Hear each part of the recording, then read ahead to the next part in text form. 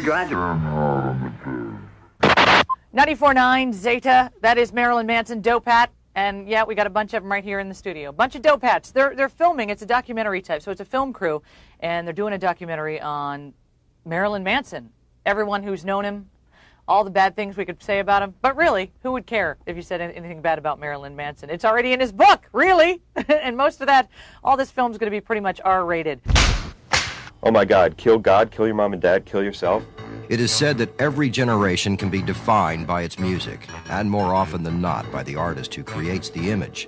While some artists play it safe and mimic their counterparts, there are some that push the threshold and create entirely new genres of music. These artists are often a shock to the mainstream and cause quite a bit of controversy. But it is this controversy that gives fuel and gives birth to such rock demons as Marilyn Manson. He is not the first and probably won't be the last, because what is considered shocking and offensive to one generation may well become mainstream and widely accepted to the next.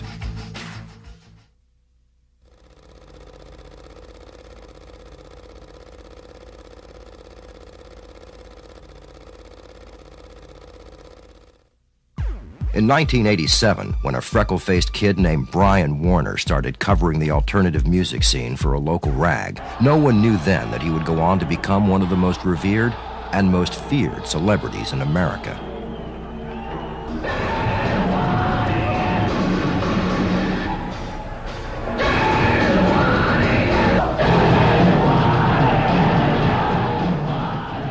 He had this attitude that's the first thing that I thought about him was that he probably got beaten up a lot as a kid. He had a lot of anger and hostility, but he was a very quiet person. You know, the kind that you expect is going to be a serial killer someday. You know, you have to watch out for the quiet ones. Well, he had this innate anger in him that would just be great for writing. I mean, he knew how to probe and get questions out of people.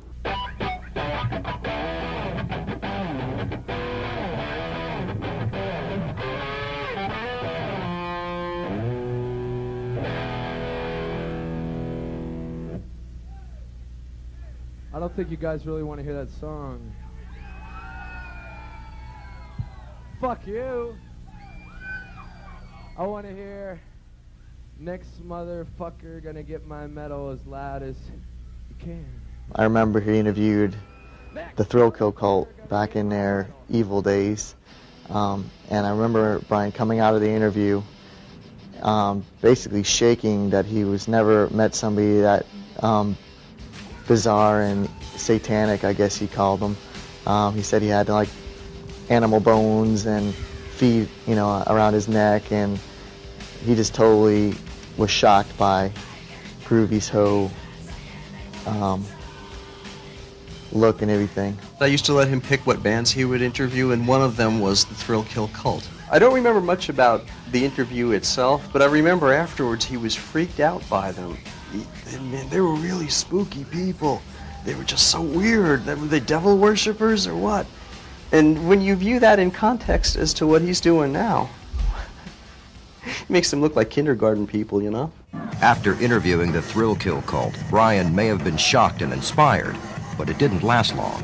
In fact, Brian Warner claims that while he was writing positive reviews about bands, he was far from impressed by the whole scene. We found a niche and we kind of got in there. And that's where I first met Brian Warner. He would get up and do poetry, and he was writing for a local magazine, and eventually he came to us and said he was forming a band, and would we put him on stage? And we kind of like said, yeah, sure, you know, because Brian was that kind of guy. I was always like the one into the music. He used to come to my warehouses and just hang out while I practiced. He was always into writing. He always wanted to be a writer, and wrote a lot of poetry. He would do like poetry nights and go and do his little thing at a poetry night at a club or whatever. Scott was like a master of a 4-track, and he, I guess, wrote some music and asked Brian to come along and you know, sing on it. I didn't even really know about it when he was doing it. He came after they recorded it and said, hey, I got this project. We're going to call it Marilyn Manson and the Spooky Kids, you know, and this is my idea, what, you know, how I want it to go, and, you know, listen to the music and tell me what you think. And it was cool, you know. I liked it. Scott had all this stuff recorded, and he came into the studio and he stood up with a friend of his, Brian Warner, who actually, I guess, took a megaphone or something and sang the parts. And we mixed it down, and we released this little CD called The Funnel Zone, which was released a week after we bombed Iraq. So, with some material to sing and a couple of friends to form a band, Brian Warner was ready to flaunt his beautiful woman meets serial killer trademark and took to the stage. I was one of the 21 people who saw them when they played at Churchill's for their first gig. And the first memory I had was that Brian was so nervous that he was afraid he was going to throw up before he went on stage. And I kept thinking, if he doesn't get over his stage fright, he's just going to die up there. But the crowd kind of liked it. When they first came out, I hated them. They were horrible. But I like the fact they get on stage and do whatever the hell they wanted. First show was at Churchill's Hideaway. Probably 30 people were there. But 30 people seemed to like it. I'm Alicia. That's what Brian named me in the book. I don't know where he got that name from, but that's me. I met Brian back when I was about 16 or 17 years old at the Press Prize. Round and round and round you go, dancing, dancing, dancing, whee! Brian comes up and he grabs my boob. I'm like, fuck you! I'm like that. Takes me for a ride. The big fat guy that was the manager at the time came out and goes, hey, the singer wants to apologize. I said, okay. I'll go back to her. I talked to him. He was nervous. He apologized. Seemed like a really nice guy. I was picked Olivia Newton-Bundy because Olivia Newton-John was my first masturbation experience. And I was like 13. I was in love with her. We used to go to thrift stores and buy the nastiest looking disco clothes we could find. And I had just finished cosmetology school, so we went back to my school and we got a whole bunch of heads, the little mannequin heads that you used to practice hairdos on and stuff, and we just decorate the stage with all that kind of stuff, anything we could find. 21 people saw Marilyn Manson and the Spooky Kids that night, and that 21 was enough. One way or another, everybody in the South Florida music scene either loved or hated Marilyn Manson and the Spooky Kids in the early 90s. Enough to start the love-hate relationship that would make this one of the most controversial bands in the history of rock and roll. This noise music, and I don't like it, but it's not my taste of music. But this is, they play what they like and it works. And that's often been the case. I mean, Marilyn Manson, I didn't like Marilyn Manson, but they played here, the kids loved it, and it's happened, so. A couple of gigs, a few practices, and already Mr. Manson's band was on shaky ground.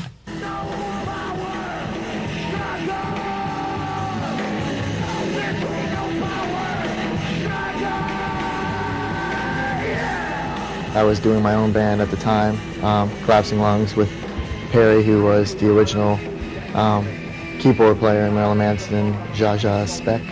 Zsa Zsa, like I said, never really wanted to be in Marilyn Manson.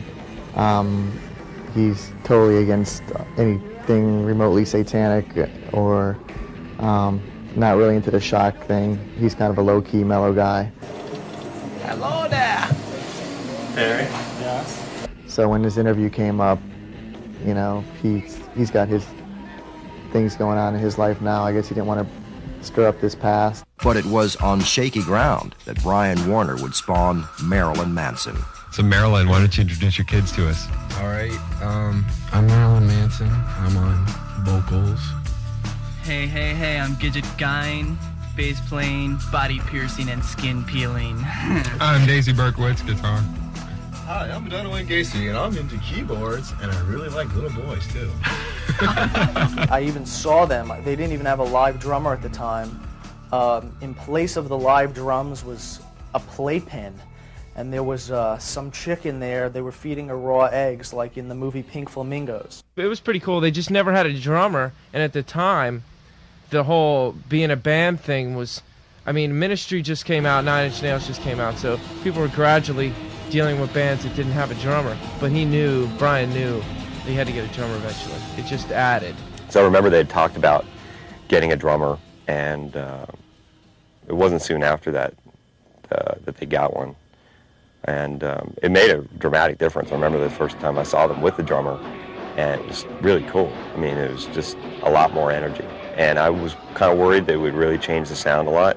And the sound evolved. Fred, I don't know his Marilyn Manson name. What is it, Sarah? Sarah Lee Lucas. I was in a band with him before he was in Marilyn Manson. And he always had leg problems. I guess he had some football injury, and he had a muscle disease in his legs. So he had always a problem, I thought, keeping time with his kick drum. So after we left the band, Brian was talking about getting Fred into the band, and I had discussed with him, the problem that Fred had, and that he was a good drummer, but this would be a problem, I thought. And Brian, I guess, didn't really think so until years later, when I guess his legs got worse and he wasn't able to keep up with the Manson standards. So he was let go, I heard, not too pleasantly. The decade started with the first human drummer joining the lineup of the Spooky Kids, and for the Reverend Manson, there was no turning back. The band attracted a following, and from there produced various self-released cassettes, including Big Black Bus, Lunchbox, and Grist Line, to name a few. I think they saw an opportunity and ran with it. It's the American way. This opportunity just happened to lie in Brian Warner's own backyard. The South Florida music scene was ripe for something new, something with an edge. Back then, the club scene in South Florida was so different. There were so many live venues. There's not a lot of support down here in South Florida, Fort Lauderdale, Miami area. And Miami's more of a tourist thing. They rather go to a house club or a techno club and dance. They don't want to see a live band. They get more out of dancing and, rolling, I guess, tripping on ecstasy than supporting a live act, which is kind of unfortunate. So the stage became the backdrop for the wild and outrageous dramas that set this band apart from the others. Chicken livers and chicken feet being stomped on the stage, which was carpeted, then around the room on the dance floor, and in corners and crevices that you could never get it. And of course, that night, a Haitian crew, cleaning crew for the nightclub coming in, and whatever bad voodoo, you know what I mean? Seeing chicken feet, they didn't want to mess around. So it was kind of like, trying to convince them, it's just garbage. Clean it up, will you? Come on. I guess I met Brian for the first time at Squeeze when I was bartending there. He'd come in all the time and sit in the dark corner and just sort of watch people. It took me by surprise how professional he was. The Easter show was actually my topless debut. I had never performed naked before or without a top or anything, and they had me tied to the cross. And even backstage, he's putting the grease paint on my nipples and doing the ab cuts like he does with the grease paint. And it was all business. It was all business. He made me feel comfortable. He could tell I was nervous about being naked in front of the home crowd. They were very interactive with their fans. They were very creative with their flyers. They were very creative with themselves.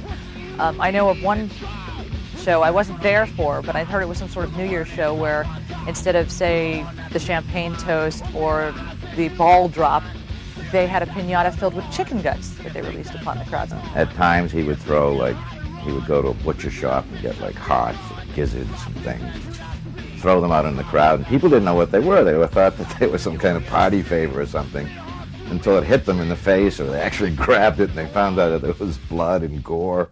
These one-act plays of gore and goth began to attract several major record labels, and eventually the attention of Nine Inch Nails frontman Trent Reznor. And in 1993, the break came, when, having dropped the Spooky Kids moniker, Marilyn Manson was signed to Reznor's Nothing Records, a new division of Interscope. I was part of their record release party here. What was that like? It was a lot of fun. Marilyn Manson played in the Lizard Lounge. They did an acoustic set, which included the first version of Sweet Dreams. Then they had local bands come in and cover their songs. And it was a great event. It was just amazing. It was a Wednesday night, but it felt like a Saturday or a Thursday. But when Mr. Manson was not performing on stage with the Spooky Kids, he was still in the spotlight, pulling attention with his crazy antics both on and off stage.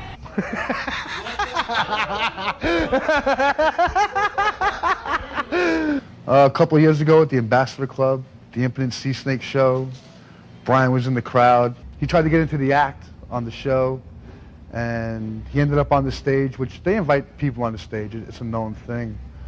But there was a baby carriage that the clown had, which he's no longer with the band.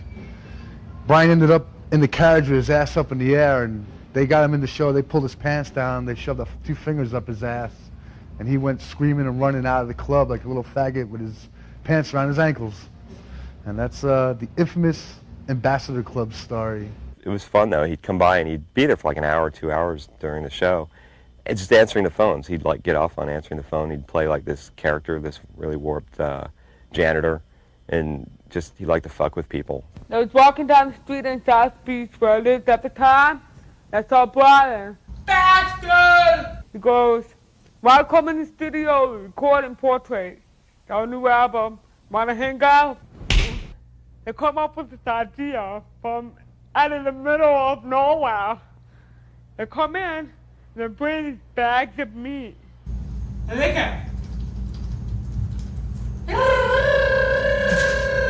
take the meat and put it on me. So he puts the meat on me, put it in, he had a steak on my head. You're a fucking bastard! With hot dogs, 2 hot dogs in the front, 2 hot dogs in the back, hanging by a string. Nice to meet you. Nice to meet you. That was about it. When we were promoting that show, Brian was drawing these fucking pictures, man. They were unreal. He had the fat lady bent over getting fucked by the Dr. Seuss cat in a hat, with the dildos and all that kind of shit. And he had pictures of all the Ambugalard cast. He had us all, me with the muscles. He had Dan like screaming with the metal fists and shit. He had Jordy with his cock out. He had everybody, you know, sketched down to a T. What I was trying to do at the Slammies was recognize the hard music scene. Now, Ambugalard is probably most noted now for being the band that spawned Twiggy Ramirez. Twiggy got up there, or Jordy as we called him. He accepted the award. He thanked, I believe he thanked George Lucas and Darth Vader among his many people that influenced him at the time. I'd like to thank everybody. I'd like to thank Dan Montana. I'd like to thank Bob Franquez, George Kokoris, Chad Steinhardt, Barry Alpert, Sean Rogers, Darth Vader, George Lucas, anybody that voted for me. That's it. I had Mr. Manson present the award for national release, which I knew Saigon Kick was going to win. And when no one from Saigon Kick showed up, Brian took it upon himself to invite Jordy up on stage. This was before Jordy joined Marilyn Manson. He was still in Ambugalard at the time. And if you watch the video clip, you'll see Mr. Manson introduce him as Jordy White, and they get together up there. And they proceed to toss Saigon Kick's award into the mosh pit. I'll let Jordy White accept it, because he's the next best thing to Matt Kramer. Thank you very much. Does anybody want to smash it on the dance floor? Unless they're here to accept it. I guess we're going to have to smash it on the dance floor.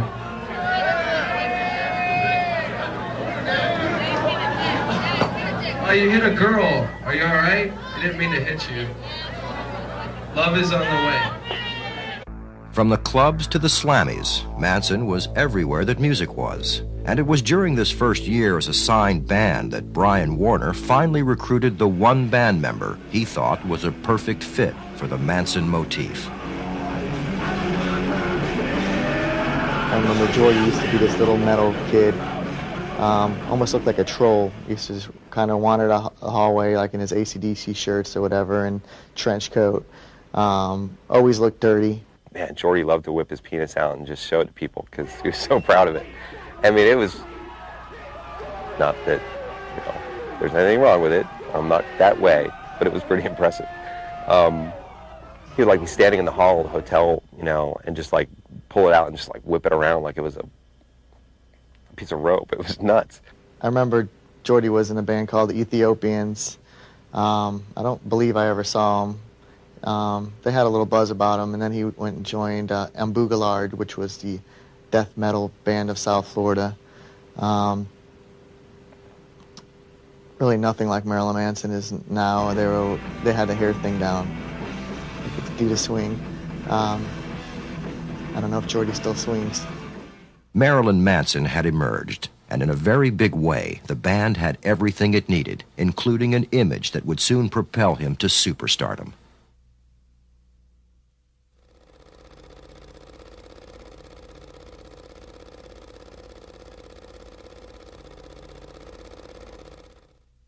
When it pertains to Marilyn Manson, I think he evaluated and he looked at the entire music scene, and he felt that for him to advance, he had to do something different. And the vehicle he chose was Satan. I think he doesn't believe it. I think he's using it, and very well, to his advantage. I think if it was real and he really believed it, then I think that he's gotten a little sick. What do you think about all the, do you think it's an act? All it's like makeup and Satanism and stuff? Do you think it's like Ozzy Osbourne, Alice Cooper, all an act? Oh, you know? wait a minute now, wait a minute. Wait, Ozzy Osbourne, Alice Cooper, no. Alice Cooper, no. Ozzy Osbourne, he bit a head off a rat. That takes a balls. That takes balls. But this Marilyn Manson, I've looked at his picture and you see some of these groups can't even fucking think of their fucking names, like Joe Shit in the Ragman and fucking 9 Inch Nails and all that fucking other weird shit. See, it's all a farce, man. That's why I don't understand these religious zealots. They tell these kids, he's the Antichrist, stay away. They need reverse psychology. Kids, go ahead. He's a phony, we're not going to waste our time. Go waste your money, it's an act. Then we'll see how popular Mr. Manson is. More of the satanic stuff came after we left. It started getting into that direction, and Perry was like totally offended by that stuff. But Perry, a.k.a. Zsa Zsa Speck, would not be the last to leave the Manson camp. No one could stop Brian Warner, because just like his namesakes, Manson soon began to find himself surrounded by a family of fans. And so I shot pictures of them when it was just Brian Tatunik, Perry, Scott, and Brian Warner. This was my first professional one with the band here. That was shot in Brian's parking lot of where he lived. What happened with my relationship with the Mansons is once they went national, they were starting to get a hell of a lot of fan mail, and Brian asked me to run that for him because he trusted me to handle the money and to, respond quickly. This is the original master copy of the reply letter for everyone that wrote to the Marilyn Manson family. Brian put this together, pasted it all, and I ran it off for him and sent this sucker out. This was a typical fan letter. This is the envelope it came in. This is, part of the reason why I would quit. This is what somebody sent. Can I swear on this? Says, hey, you assholes, what's taking you guys so fucking long to respond? That was my fault. This is a letter written in blood by a 12-year-old from Los Angeles, California, saying he's on Valium and liquor, and when he would get drowsy, the son would lead the kid down to the basement, and he would hold him down on a mattress, and you know what I'm talking about, that sort of thing. This is from a 12-year-old. Here's another one from Yorkville, Illinois. And this one says, let's see, may maggots eternally feast upon your flesh and innards, and of course your pleasantly bloated cadavers, and always remember hugs and kisses. P.S. As you decay and rot among the regurgitated feces and mutilated corpses, always remember I love you. That is how people showed their love to him, by saying wonderful things like that. And I guess you can probably see why I would quit doing that. Thousands and thousands coming in a week, I just couldn't take it anymore. Steve says to me, I want to fuck you. I'm like, I don't know about that. I fucking so hard in the ass. He loved my big black fucking cock. He just started fucking me from the behind. That's bullshit. I'm on top of him to begin with. Well, let me put it this way. Guys were in the room, and he couldn't get his dick up. you still have that problem? How would you like to eat shit and die, motherfucker? I cannot help it, but I'm fucking him for a while. The guy's come back here and he's fucking me from behind. Oh, by the way, when fucking Steve Brian comes over and he's like, yeah! It was really stupid, but that was better. I always thought they were one of the best local bands around, anyway. They put on a good show. Anyone that sets things on fire on stage is okay with me. This whole thing is, this face is Marilyn Manson, actually. We used to go, the time I painted this, they played at a lot of clubs down here, and every time we'd go see them, he'd end up doing this thing, like pulling his hair. And, you know, he kind of looks like a witch, so I painted him as one. In the early days, I loved them. I thought they were great. You know, it was fun. It was back then. It wasn't like they were taking themselves so seriously. You know, it was fun. You know, throw cow parts out into the audience and squirt chocolate on people and shit. You never knew what they were gonna do, and it was kind of fun back then. I think now they're taking this whole anti-Christianity thing too far. It's just not funny. But some people looked beyond his controversial stage antics. Brian is a really nice guy, man. Brian is a very intelligent person. Brian had a plan, and he started with it, and he's finishing with it. When Brian was here, he was a young man. I remember when he started this band. I remember when they had chicken feet hanging from the stage, you know? But his whole thing is showmanship. People misinterpret showmanship of being sick or insane, but it's all about a show. That's what the young people are asking for, and he's just giving what they're asking for. I saw that it was more than just a gimmick. Now, I mean, there was real music going on there, because my first introduction to them was listening to the tape. And, I mean, there were songs and ideas and lyrics and concepts and, you know, and talking to Brian, I mean, it was all right there. But not everyone loved Marilyn Manson. Marilyn Manson and the Spooky Kids, I fucking hated them. Well, at the time it was Ann Boogalard and thrash and metal was coming about and it was a really big thing, and then here comes this fucking freak, Marilyn Manson, right? And the Spooky Kids. And you got a fat lady on stage and I got a fat lady on stage with eggs being cracked over her head. And he fucking comes with all his makeup and shit and acting all weird and trying to suck dick on stage and stuff, and it just, I don't know. I hated him. I couldn't stand music. It just was not for me. Didn't like him at all. But now, I must say, I gotta have some kind of respect for the guy. He definitely chased his dream and he got what he deserved. I mean, very creative guy, excellent performer. And here I am playing in front of Metallica still.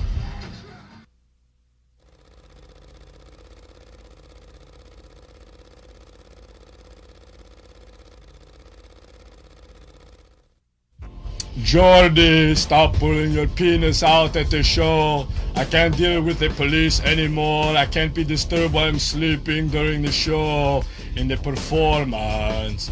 You guys, who am I? Who am I? He knows. The fat bastard John Tovar. Woo! We love you, Johnny. John Tovar was unique. The country band, the Mavericks, that won a Grammy.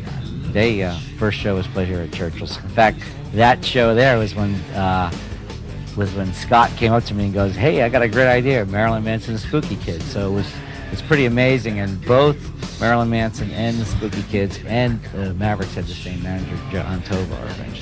His look was one of, think Johnny Cash from Columbia, right? Black hat, black coat, black t-shirt, black jeans, black boots, and it was, "Jim Gallagher, how are you doing?" Everybody, you know, would do a Tovar imitation. Everybody. And, you know, the Mansons were just like brutal. But they were brutal with everybody. I mean, it was fun. It would be funny because you'd go to a show of any of the bands that he managed, and he'd be in the back row sleeping. It could be a showcase in front of like 10 labels, and he'd be sleeping in the back. I guess he was narcoleptic. He could fall asleep anywhere, anything, doing anything. I mean, like at a strip club, he could fall asleep, you know, with like naked chicks all around. But in the van, he would fall asleep, and I don't know who did it or why, but they just took to whispering things in his ear, just, you know, fucking with him while he slept. And for some reason, they whispered vanilla milkshake, and he reacted. He woke up. Vanilla milkshake. Vanilla milkshake. God damn it. start singing Neil Diamond songs, he'll wake right up. Wait, what's the song that we sing? Sweet Caroline, dum dum dum. He's out. He's fucking out, man. I mean, the guy, you know, had a great track record. Nuclear Valdez, Mavericks, Marilyn Manson. I mean, he knew good music when he heard it. He had great ears. That was the whole thing. I mean, he really did. Any musician in South Florida that's played any venues will know the name John Tovar. The Marilyn Manson family grew, as did the band's worldwide notoriety. And anyone who is willing to delve into his graphic autobiography will learn about the characters that are becoming a part of Manson's legacy. The book is over-exaggerated in some areas. Hey, wait, I forgot to tell you about the shower part. I'm too old for being naked. Naked is only for when you come in. So, I want to wash the meat off of me, not the meat that took the meat off. The meat was gone. I want to wash the smell of the meat. Why get naked if you can't come? Scott comes into the shower with me. You're not supposed to let little girls play with you, you fucking bastard! It turns out it was like talking a little bit, and he goes, man, those guys are pushing me. I'm like, oh, I'm sorry. And he's just a shy little, cute little sweet guy. Crazy. I'm gonna hit the cameraman in the dick with my thing. And he's naked. The guys from Manson all come in and they're like, God damn, when did you get such a big fucking dick? I'm like, man, you've got a big cock. I'll give you a golden shower. Oh, they were trying to pee and everything. And Twiggy was aiming in the toilet and he tried to pee on me and everything. I got pissed. I took a roll of toilet paper and I peed on it. And I threw it towards the camera. You suck. You're a fucking bastard. They took a fish head and they threw it in the shower. But that was after I already got out, and Scott was staying in the shower. But not all of Marilyn Manson's followers were of the fly-by-night nymphomaniac persuasion. The sadistic leader of this now world-famous band had a softer side. To me, the nicest thing about Marilyn Manson was Brian's girlfriend, Missy, who was a sweetheart, who in those days I told Brian that she's too good for him. And I'm just sorry that she's not with him to enjoy all the effort she put in to help him get where he has gotten. When I first met Brian was back in the summer of '92, actually at a Beastie Boys concert. He was there with his first kind of long-term girlfriend, and name withheld, of course. And he was with her, I was with a bunch of my friends, and we had seen each other before just because of the music scene or whatever. And at the show, we kind of made eye contact and whatever, but he was with his girlfriend, and I wasn't going to try and pursue anything. So after the show, his band was playing later on that week, at the weekend or whatever, at Washington Square. And he was passing out flyers for that show. And as I passed, he made sure that he came up to me and he's like, hey, you know, what's up, blah, blah, blah. Here's a flyer for my next show. I really want you to go. If you can, bring a paper airplane and a bottle of Jack Daniels. And I just kind of looked at him knowing perfectly well that I was never going to be able to get a bottle of Jack Daniels, being that I was like 17 years old, already underage, you know, for any sort of nightclub. But, you know, paper airplane thing I probably could do, but didn't happen. Never went. So the next weekend after that was the Slammy Awards, and he was with Jordy at the time, hanging out at the Button. I was there another time with my friends. Ran into him then. Jordy and I were friends before Brian and I were friends, so he introduced me to him, and he was, you know, I gotta get your number, and, you know, I'm going away to Tampa this weekend for a show, so here's my number, I'll call you, and we ended up getting together after that. And then there were those who would, in the Reverend Manson's mind, turn against him and pay for it later. Basically, Brian got arrested in Jacksonville after a show. During the show, apparently he had his 2-foot plastic phallus on. He was stroking it and squirted out a liquid onto the crowd. And Jacksonville is a home for 3 Christian Coalition type organizations. They really don't cotton to that. They don't understand it like we do in Fort Lauderdale. So they arrested him. I got the police report. Also, Jessica from Jack Off Jill got arrested that night too for something. Jessica getting arrested, charged, but not convicted of prostitution with Manson in Jacksonville created a great story for Jack Off Jill's bio. Any sort of controversy is great press for any band. So I put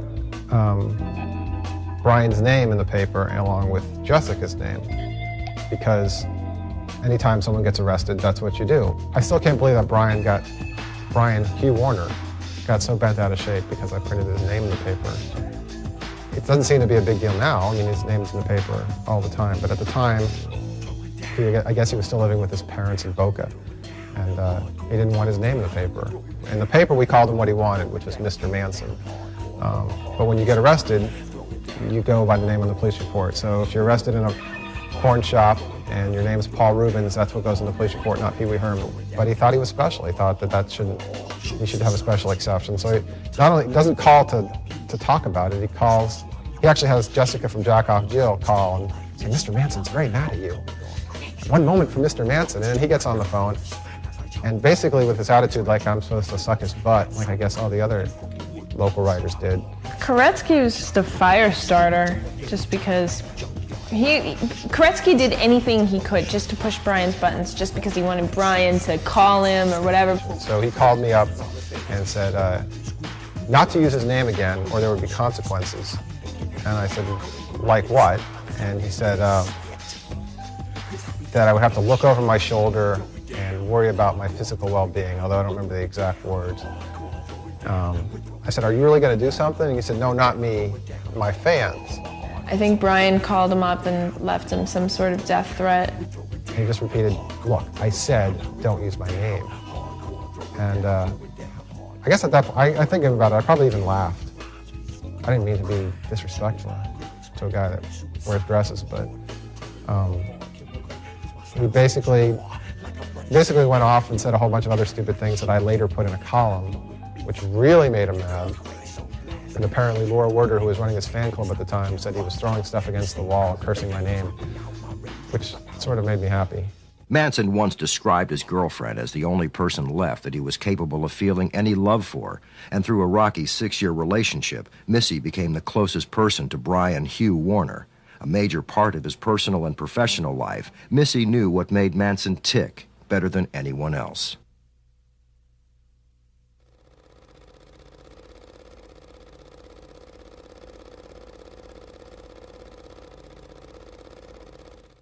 Brian's parents were really funny. I don't know, I'm sure you've heard, you know, everyone must be like, well, the apple doesn't fall far from the tree. It's kind of true. Brian's mom, Barbara, had these pet mice. And they were like, not the small mice, but like rat-size mice. Huge, like water rats, white with red eyes. Anyways, she had this one, and it died. She didn't know what to do with it. And I go into the freezer, and I had no idea that this rat had died or anything like that, because I was just coming back to the house, and I wasn't living there at the time. So I open up the freezer, grab ice or something, and see this big, huge saran wrap ball mess in the corner of the freezer. I'm like, Jesus Christ, the hell is this? Fucking rat that she had taken, dead, wrapped it up, thrown it in the freezer, and I'm like, Jesus Christ, Barbara, what? You can't put a rat in the freezer like this. Well, you had the little lizard in there too, and no. No. After I told Brian that, he was like, oh, jeez, here we go again. Always, like, weird things like that. His parents were really cool. Really, really, really, really cool, supportive. Want nothing more than the best for their son. No matter how fucked up, stupid shit he would pull at home. But they're really, really, really super cool. Besides the fact that she put a dead rat in the freezer, but... I have to say they are a bizarre couple. Kind of, I guess, the Brady's on acid or something. His parents were mainstream America. His father was a businessman. His father had been in the service.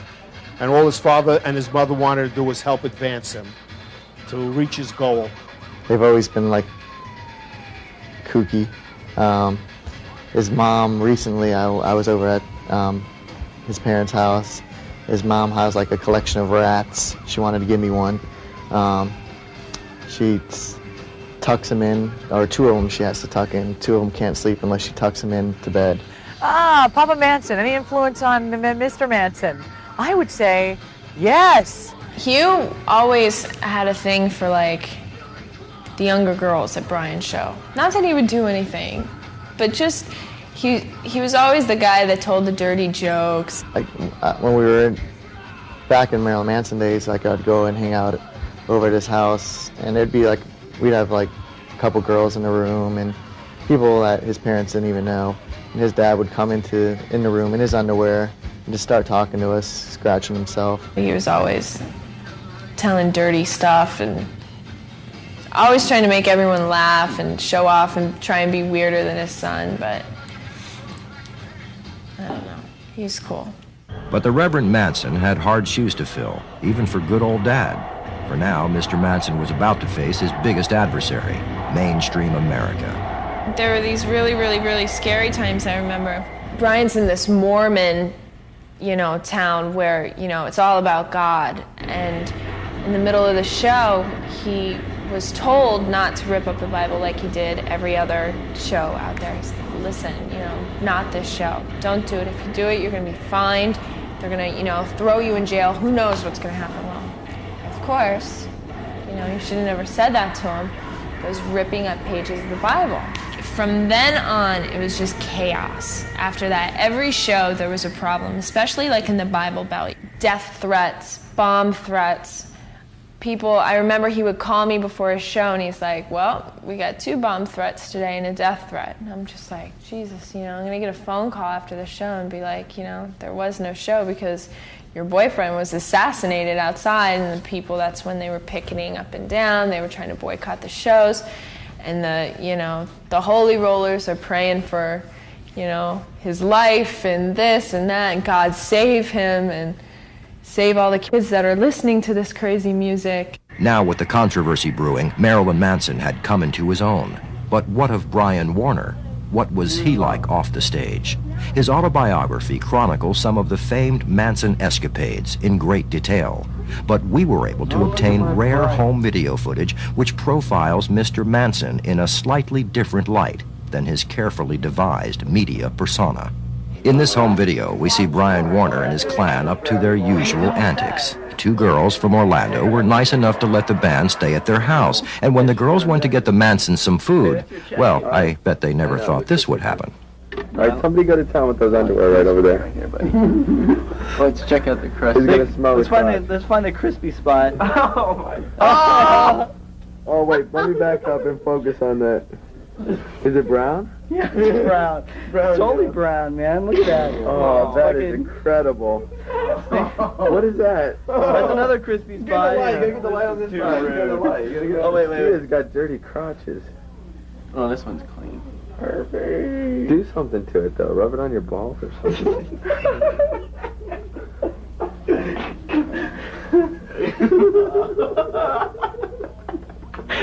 That is so juvenile. That's awesome. Okay. Now the toothbrushes. Come on. Make sure you turn. Hold on. This is the wet one. Everything the way it was. I was going to do that. I was going to take off the toothbrush and stick on it. What is that?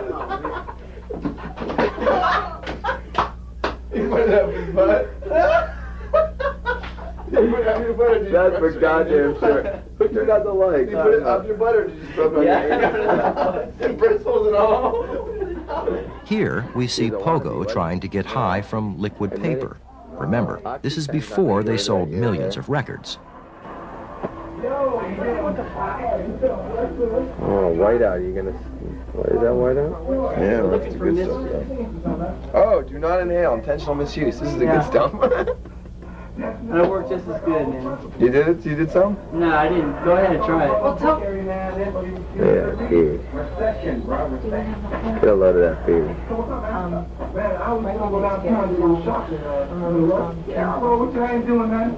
Camcorder? We've all heard of Brian Warner's interest in porn, from hanging out with Tracy Lords and Jenna Jameson, but we never knew he was into doggy porn. Come on. Show me your fucking ball. 35. Come on. Good evening, I'm George Wilson. The House showed its support for President Clinton's It's a girl? plan today, rejecting two Republican alternative Senate votes next week. You like that, huh? Look at you. You like that, huh? Dog pornography. Come here. Come here. Come here. Mr. Manson's persona of an antichrist may not be too far from the truth. The next footage you see may be cruel to some, or just Mother Nature to others. Don't stop the camera. You filming? I'm filming. His heart is beating fast. Good night. There's some shit in the corner. Whoa, whoa. Good night. Get that on film. Get that. Here we see the Mansons being spooky in Spain. Run outside to scare the kids, Gordy. If I stop to the left, and I'll stand by the cross. What? I'll let go. No, don't go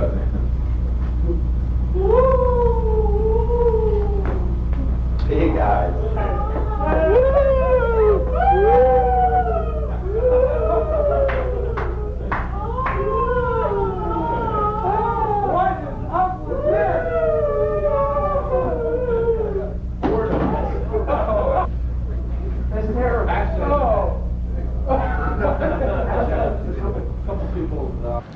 Freedom, although freedom is an abstract concept. You want me to face that way? Hey, everybody don't Is move. this for Get me? the fuck on the floor. Freedom, as in freedom of speech, is an abstract concept. Cake represents the freedom and the ability and the freedom to pursue knowledge and the wealth of knowledge. Censorship and limitations on things such as the Bill of Rights. So that is the dichotomy of cake and sodomy, and that's what we're all, well, not all about, but that's what tonight's show is about. Going back to when Jessica and Brian and everyone was in the studio all the time, we were all hanging out a lot. Back when Brian was still like in a local band, hadn't been signed yet, but still trying. We would take off and go on these little excursions to Orlando.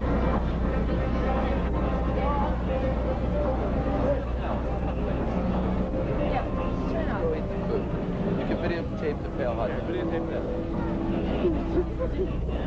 Did you eat it? It's fucking crazy. Jordan. Jessica. We would take off and go on these little excursions to Orlando, drop acid and, you know, get followed around by the Disney agent police officers because we were cutting in line or, you know, messing around with little kids or fat women. Jordy, you go on that side over there. Jordy, no, over on the other side.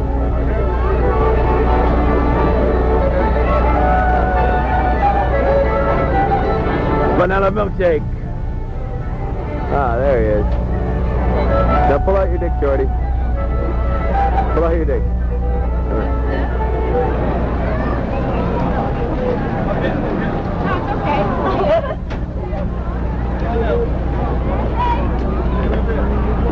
Oh, I'd like to know you. Here we see Brian Warner's more playful side. Zip it on backwards.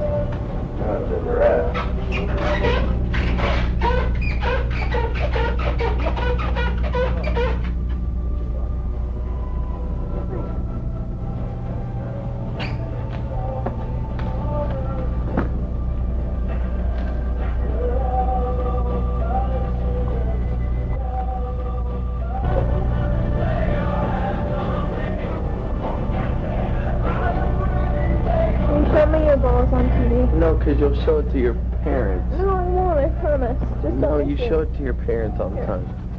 Hang on a second. Lyrics a cappella, courtesy of Brian's one-eyed little man.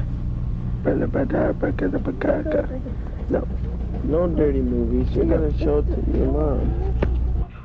Brian made some funny crank calls, and here he and Twiggy are listening to them. One like that makes one like kissing. cremated with the techno kind of on the top. No way. Even rock stars have to go to the bathroom, but only Mr. Manson would bring in a video camera and film himself. Notice that even back then the whole androgynous idea was in his head.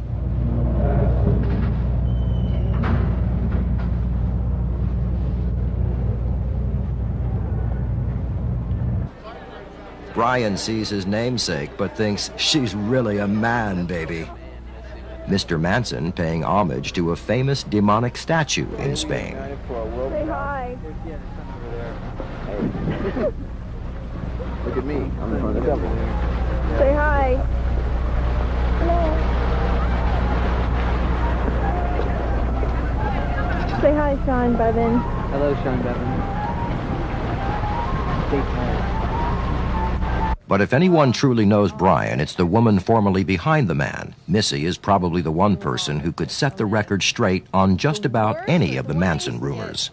The worst thing is when, you know, Brian's on tour or whatever, and here I am, I'm out at my local bar and hanging out with my friends or whatever, and then you get this guy that comes out.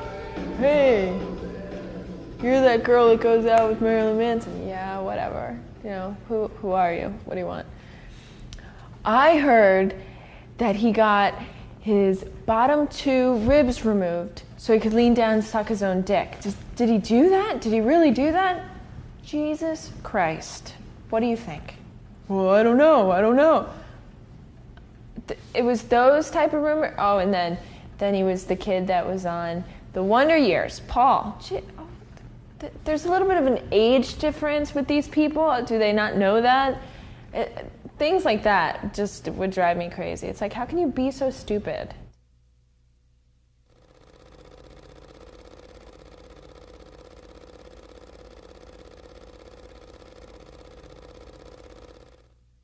After Trent Reznor's Nothing label signed Marilyn Manson, they were not supposed to play any gigs in South Florida. But having the need to constantly perform, Brian Warner created a novelty band called Mrs. Scabtree. The whole Scabtree thing, when everyone got involved, and I think that was like the funnest thing anybody down here has ever done. You know, no one else has done that and been successful at all. Not that it was successful, but, you know, it was probably the funnest thing everyone can remember. But it wasn't fun for everyone. I guess they wrote a song about our bass player's girlfriend, and he didn't really like it that much. And being that we were bandmates, we kind of had to take his side on the whole issue. Caused a lot of fights, pissed a lot of people off just because of some of the stuff that they wrote, but besides that, it was fun. People still talk about it now.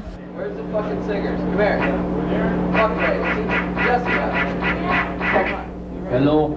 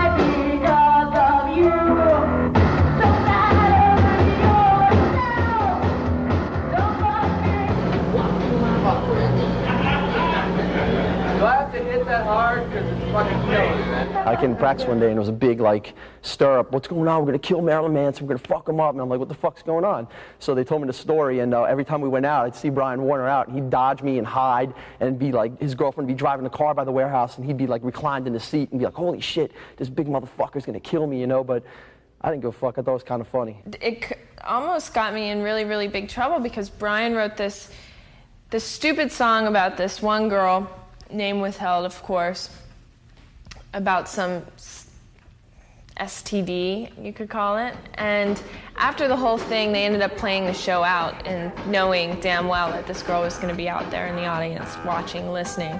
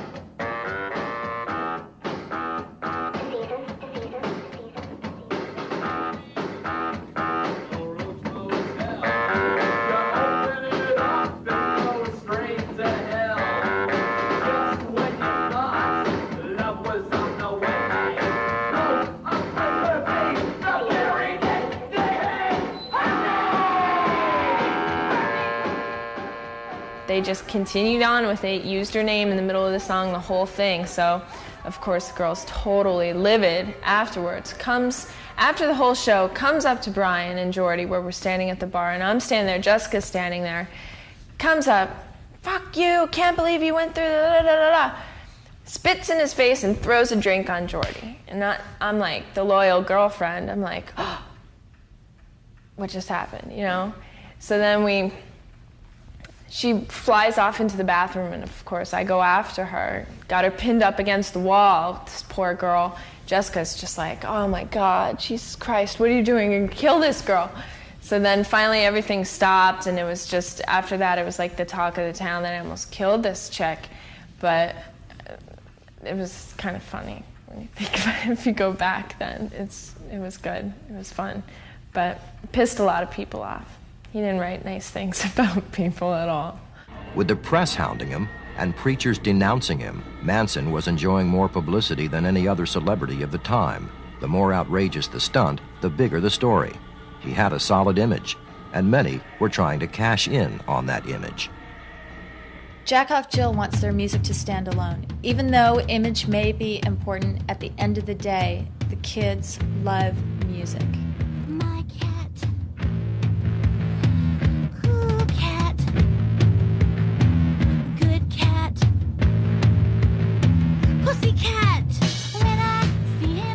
Jack Off Jill is one of those girl band things. Jack Off Jill was the female knockoff of Marilyn Manson. They were probably a little cruder than Marilyn Manson at the beginning. They are the most wild women that you could ever want to meet. They are the true estrus posse, I would call them. Most definitely. I know they're considered to be the female Manson, and I guess that's not such a bad thing. The original lineup, being all female group, just so perfect. And just her approach was, I don't give a fuck about anything, you know. I'll spit in your face, I'll say cunt, I'll say dick on stage, and I challenge you to meet me on my playing ground.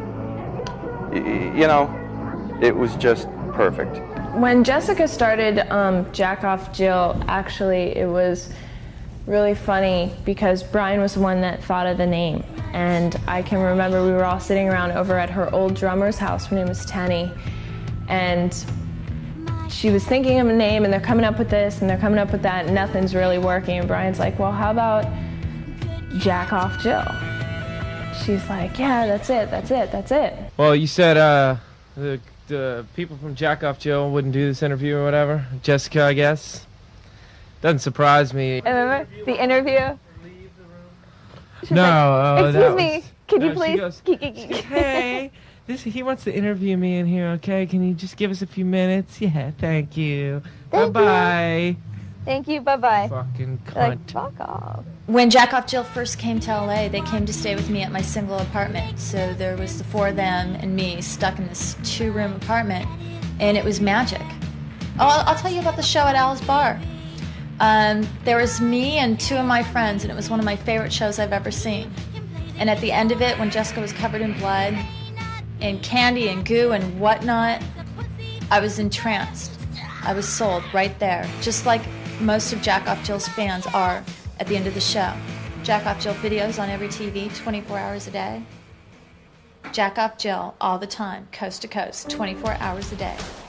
All I know about Jessica and Jordy is that Jordy supposedly stole Jessica's wardrobe and created his look from Jessica's look, which was actually Courtney's look anyway, so, which was actually like Faves and Toyland's look, and who knows, the list goes on. But anyways, I don't know about their relationship really. I just know like Jordy wears Jessica's dresses, and I guess still does. Now they have Scott, ex-Marilyn Manson, in the band, and I'm sure he's added a lot to it, and I think they have a new drummer as well. SMP came at a great time to help us out. He recorded on our EP, Covetous Creature, and he toured with us. I wish him all the best in his future endeavors. There's so much like him in image-wise that they got to say everything they can to get away from him. But please, they don't though. What? You know. Image-wise? Image-wise, yes, but that's in what I said. interviews, Image-wise. She like sound-wise, they don't sound that much like them. But image-wise, they're fucking. Come on. Am I arguing? Yeah, you did. You fucking argued. No, you're fuck you. Fuck off.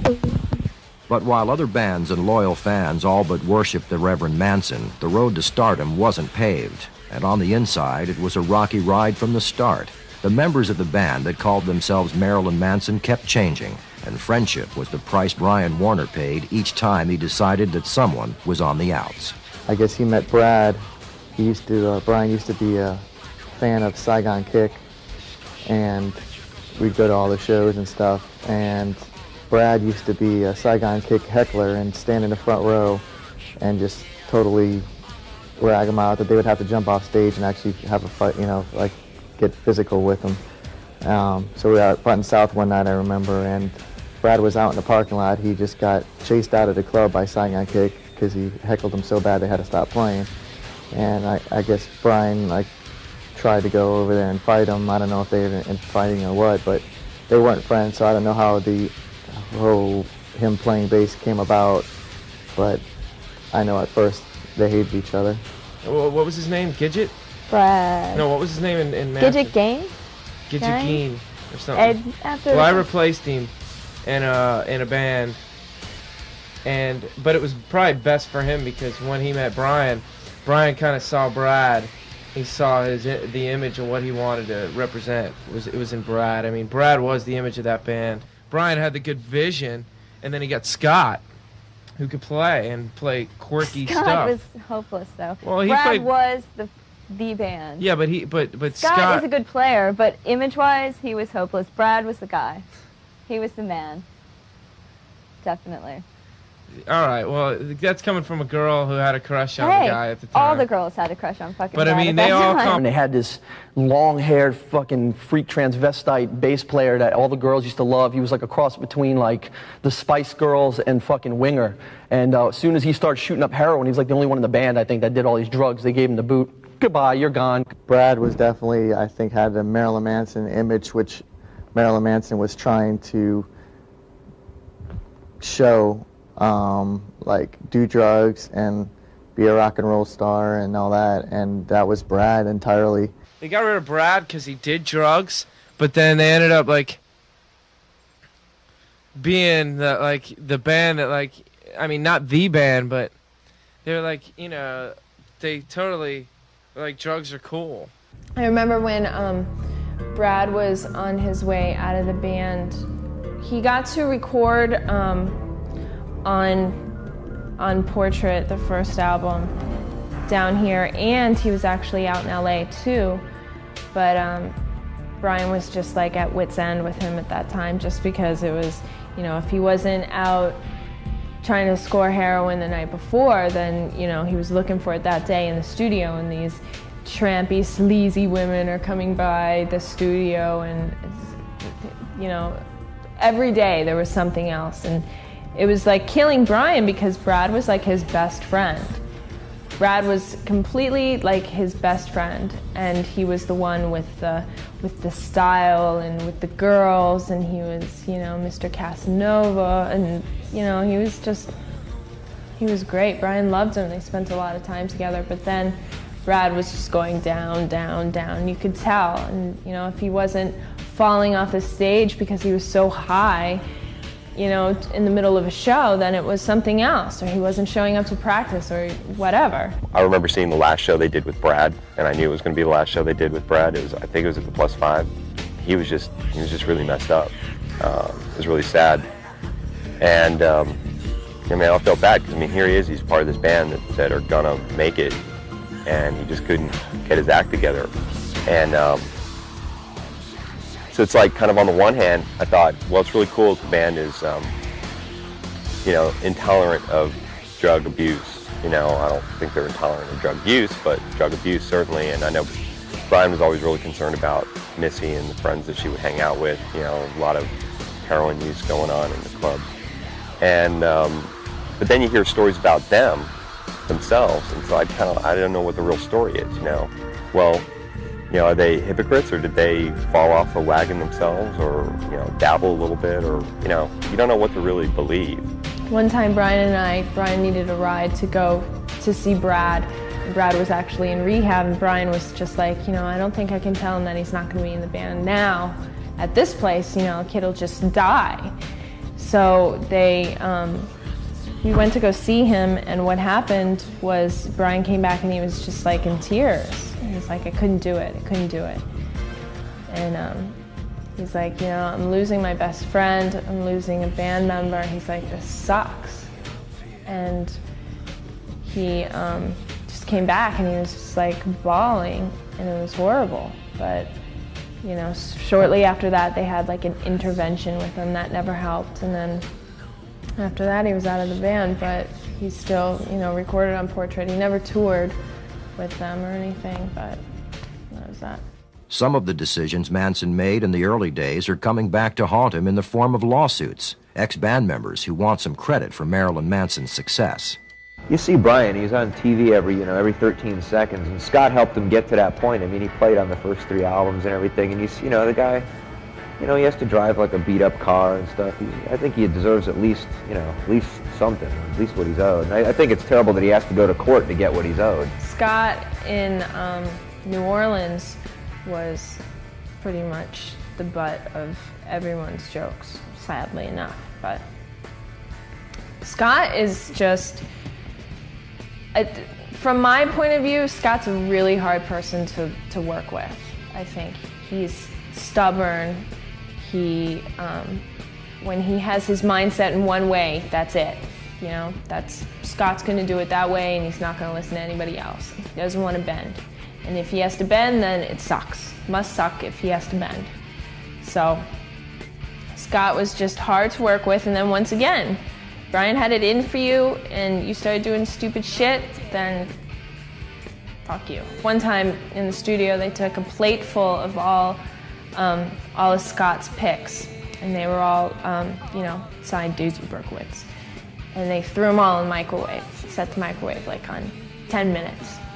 Exploded everywhere, picks all over the place, and it was just, you know, it was hilarious for all of us, hilarious. And then, of course, you know, Scott comes in, what happened to my stuff? Oh, well, I don't know. I don't know how it got in the microwave. I don't know why it melted all over the place. It was just shit like that. And then Brian and Scott just weren't getting along at all. And Jordy was writing half of Antichrist anyways, so fuck Scott. Send him home. But then, you know, when it comes to that, it's like, okay, who's gonna tell him he's fired? You know, they've got no problem fucking with him day and night, but, you know, who's gonna tell him he's not in the band anymore? Which is probably, you know, the most important thing. Manson was no stranger to rumors. Accusations of jealousy and temper tantrums plagued the band as member after member was ushered out. The thing about Freddie was, not that he was a bad guy. Everyone in the band was cool. Everyone was nice. But if you did one thing, one little thing that got underneath Brian's skin, that bothered him for the rest of the day, for the rest of the week, for the rest of the month. That bothered him. So, and he would think about that, and it would just drive him insane. Little things. If you said something that wasn't funny in the midst of all your friends hanging out, then fuck you. I hate you. Go away. I remember on the Nails tour, Freddie used to take these like broncholators, and it would like speed, they were speed pretty much, you know, and it would get him so crazy that he would just like bounce out of his stool trying to play drums in the middle of a tour. And then finally it was just like he couldn't even keep up anymore. It was just driving Brian insane. And then if it wasn't Freddie, you know, making a fool out of himself, then it was something else. And then of course there was always jokes about Jessica and Freddie and, you know, that whole bathroom scene or whatever. But Freddie wasn't a bad guy.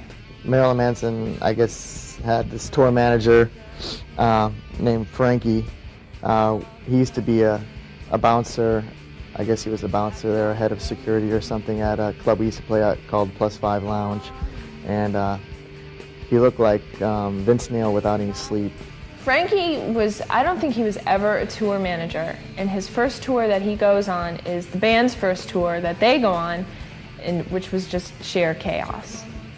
I don't think Frankie knew what he was doing half the time. But I mean, he tried really hard, and it's hard when you're friends with someone and you have to be their manager as well. And Frankie goes back to like the +5 days, and Brian and Frankie were friends, and Frankie was, you know, working at the +5, and I think Brian figured out when you take somebody that's your friend on the road, they're not your friend when they come back, and it turned out really, really, really bad. Eventually, it was Missy that had to go. After 6 years, the relationship ended.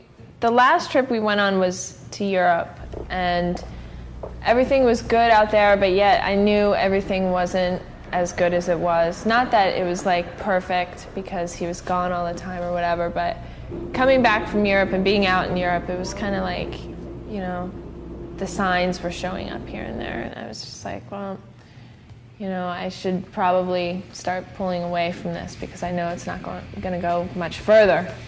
So then when I came back home, and my birthday's in December, first week in December, and Brian was coming down for the Rolling Stones Smashing Pumpkins concert. As you know, him and Billy are tight, so he was going to come down and sing a song with Billy at the Stones show. And he's like, look, I'm coming into town. I hadn't seen him for like 4 or 5 months. He comes down or whatever, and I knew that he was like seeing other people, but yet I was seeing other people too. But this was like, I was going into this thinking, I'm like, okay, either, you know, something good is going to come out of this or this is going to be it. But I was kind of leaning towards the fact that this is probably, you know, closure right here with him coming down.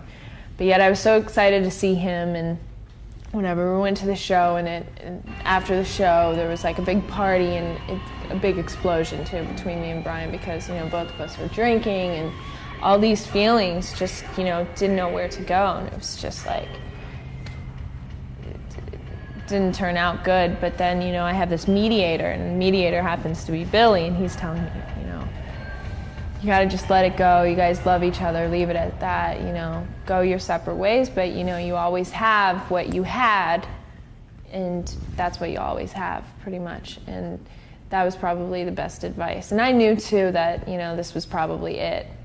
But I mean, we're still friends, I still talk to him, you know, we keep in touch. I always will keep in touch with him. You know, I don't regret anything in the relationship at all, and I'm not bitter towards him because of it, so why not, you know? So you think he's gonna hate you for doing this? Probably. You don't think he will, do you? I don't think so. I mean, it's not like I'm lying about anything. He'll just be, he probably won't give a shit at all, you know? He might, who knows, probably laugh about it, say what a dumbass I am, but I don't know. We'll see.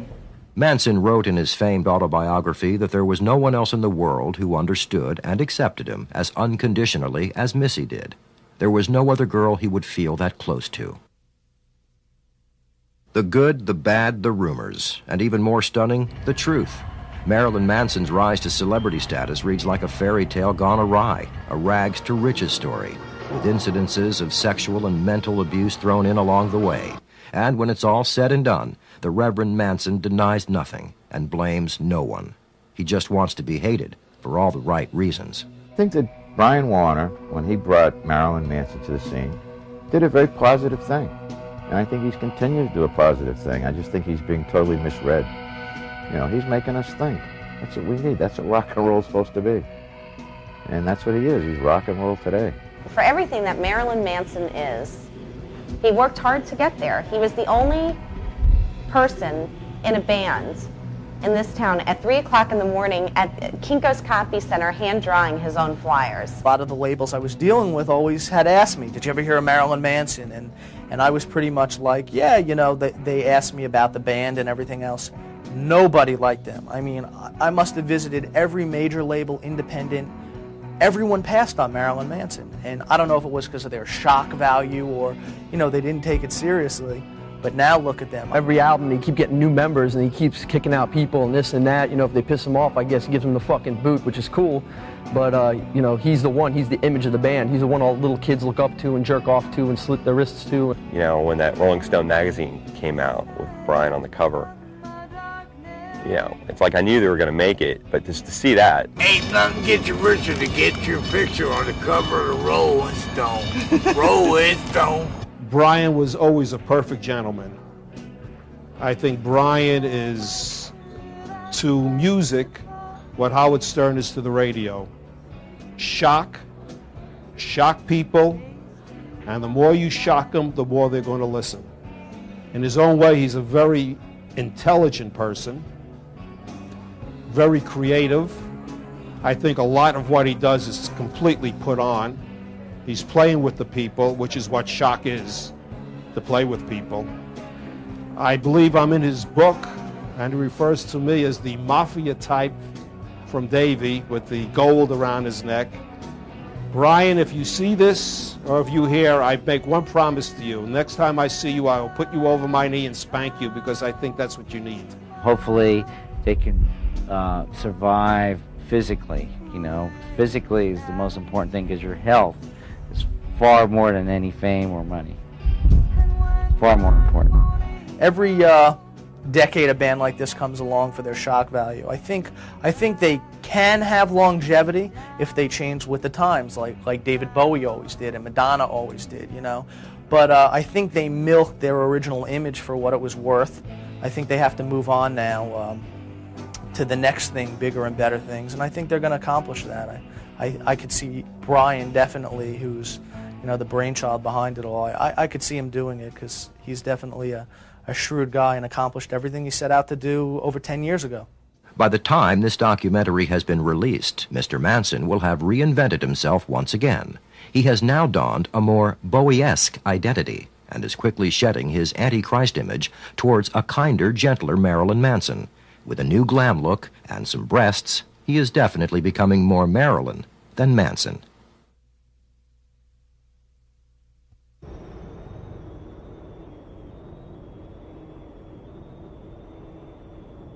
Marilyn Manson. Skinner, Deep Purple. Shit. Really?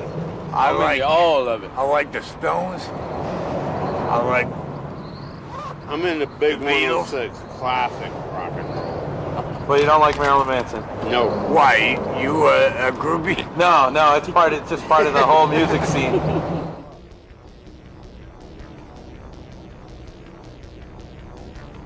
What about things like Jenna Jameson and Tracy Lords, things like that? Can we not talk about that at all? Save whatever dignity I have left after this.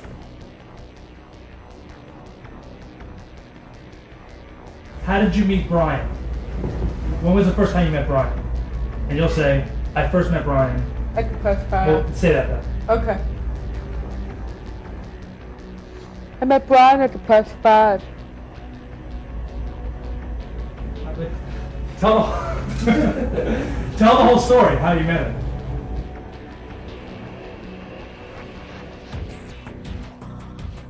All this film's going to be pretty much R-rated. But this I have for you, the band that Marilyn Manson opened for, their very first show. It's The Goods on 94.9 Zeta Goes Local. That sucked.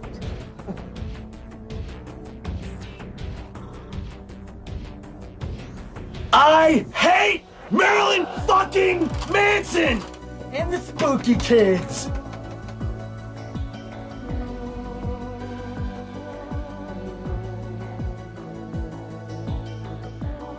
You know, in talking to Brian, I mean, it was all right there. I mean, I knew the kid was going to be a star. That's a terrible line. Don't use that.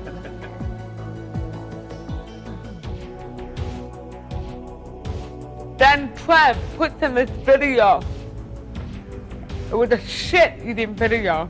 How would you like to eat shit and die, motherfucker? People were eating each other's shit. People were taking a ladder and hammering the guy's face down and ripping it off. And we're all sitting there by the studio. We're like, yeah, fuck off.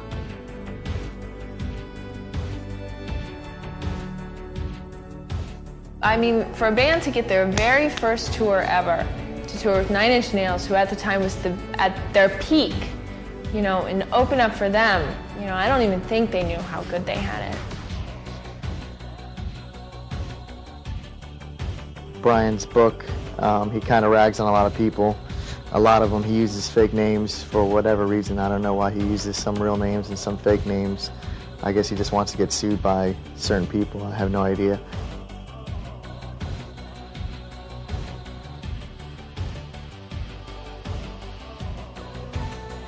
I really miss metal. The fucking old days are the best. Back in middle school, I used to think Motley Crue was the most satanic out there.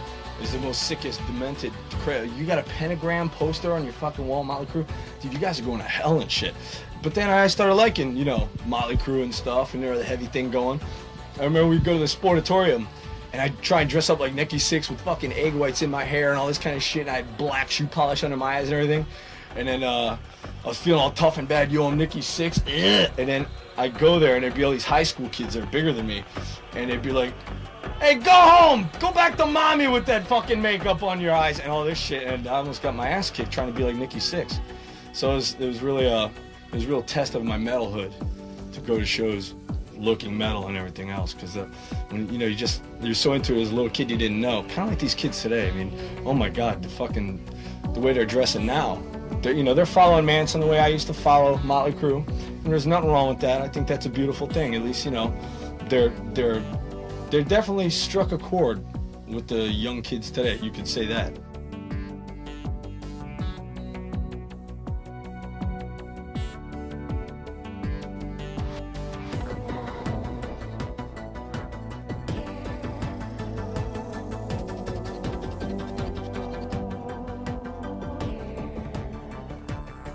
Now he's the ruler. Now he's just, changing his image, just like he's become more glam, this glam figure like Ziggy Stardust back in the day, which is cool. He's ruling his own domain. But all these little kids are going to start running around buying like glitter makeup and feathered boas and shit to look just like him. And he's got to stop calling me. He fucking annoys me all the time. He keeps calling me and leaving messages on cool tips. I keep giving him these tips on what's next and what's hip and cool, but he won't leave me alone. What the fuck is wrong with him?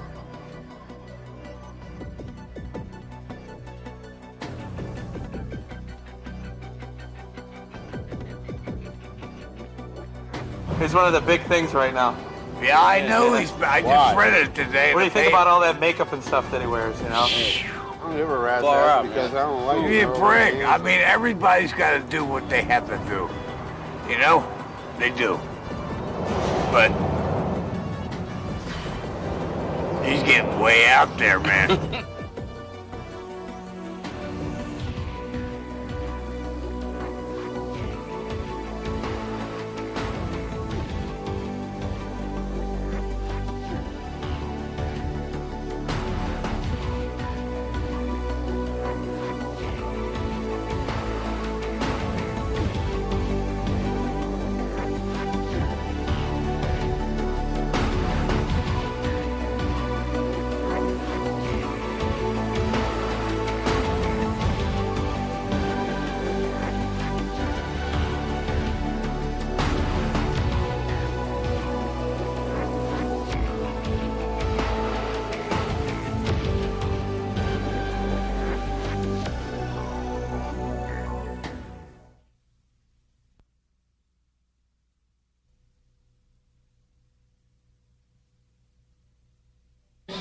Because we have